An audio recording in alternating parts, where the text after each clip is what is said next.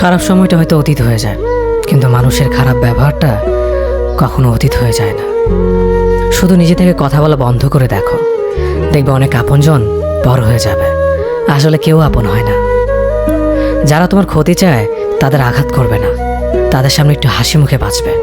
দেখবে তুমি আঘাত করলে যা কষ্ট পেত, ওরা তার থেকেও বেশি কষ্ট পাবে।